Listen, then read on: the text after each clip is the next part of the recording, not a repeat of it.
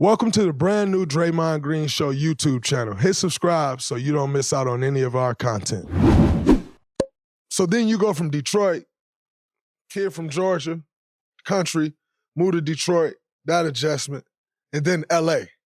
What was the adjustment like now going from Detroit to Los Angeles? For the Lakers, by the way. Nobody's showing up to these games in Detroit. I noticed. I wouldn't say that. Like, when I was in Detroit, playing at the Palace, we had a nice little crowd. Sometimes. I was like, the Palace is like historical, you know what I'm saying? For sure. Like the Bad Boy Days area. So, like, we had some fans in there now. Like, it was a few fans in there. But they ain't the Laker fans. True. There's a lot different from that. Like, because I said it after I won, the championship, but, like, it's love-hate relationship with the Lakers fans. Like they love you regardless, you know what I'm saying? But like you doing bad or like you ain't playing up to your potential that they think you can play at, like they own you. Like they gonna let you know. Like, and then you playing at your greatest, like they with you. You know what I'm saying? I would say they with you regardless, but like they gonna let you know when you're doing good, when you're doing bad. And that's what I respect so much about their fans, They hardcore. You know what I'm saying? They own you. What? And how are they on you? Like, is that coming through social media? Is that like you walking down the streets of LA? They coming up? Like, I would say a little bit of both. I wouldn't say they not so negative. Like when they see you in person, you know what I'm saying? Like more, supportive. You know what I'm saying? Stuff like that. You know what I'm saying? In the heat of the moment in the arena, I can see a little bit different there. Like what they telling you, like pick it up. I've had, you know what I'm saying, a little bit of both.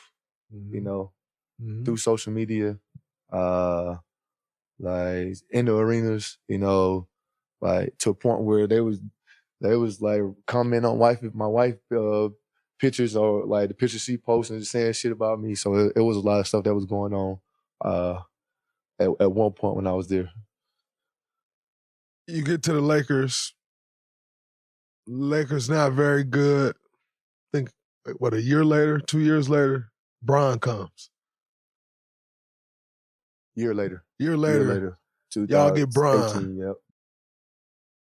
Changes the outlook of the franchise at that point. Lakers have been struggling for a while, kind of toward on the end of Kobe's tenure. Yep.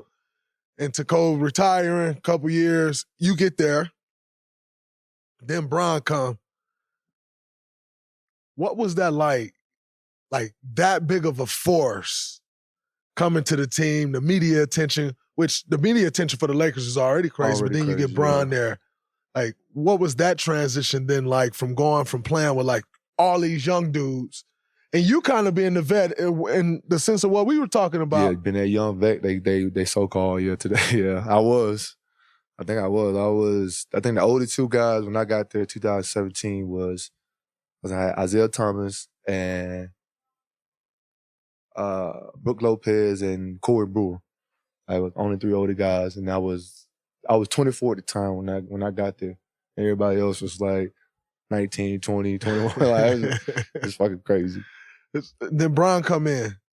How did it change everything? Did it change from day one in practice? Did it change just the games? It was also a growing process. I don't think y'all made the playoffs that first year.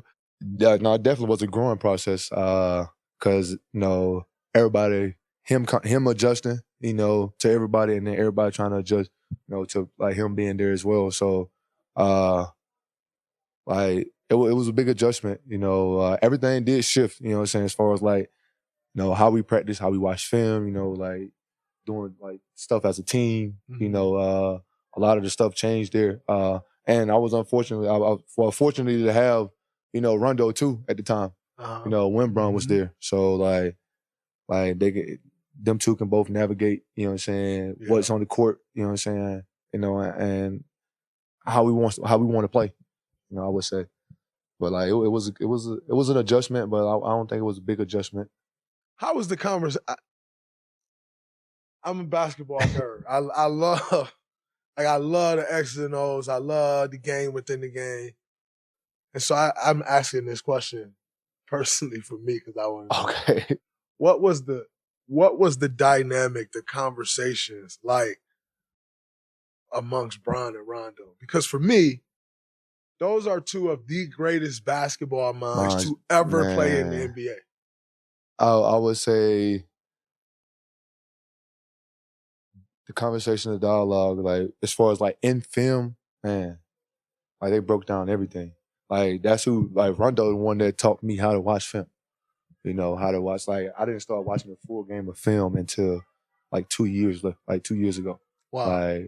Like that's who taught me how to watch a full game of film. And like, but you can just watch it, you know what I'm saying? But like he taught me what am I looking for, you know what I'm saying, when I'm watching this film. You know, and then just having them two together in film together, man, it made, I would say it made everything so easy, you know, on the court. You know what I'm saying? Because now you know where to be. You know when this motion is happening, I know I got to shift this way or I got to do that. You know what I'm saying? So they break it all the way down to a point where like, if you fucking up, you're not giving out effort. You know what I'm saying? So like, if they give it to you this way, you know what I'm saying?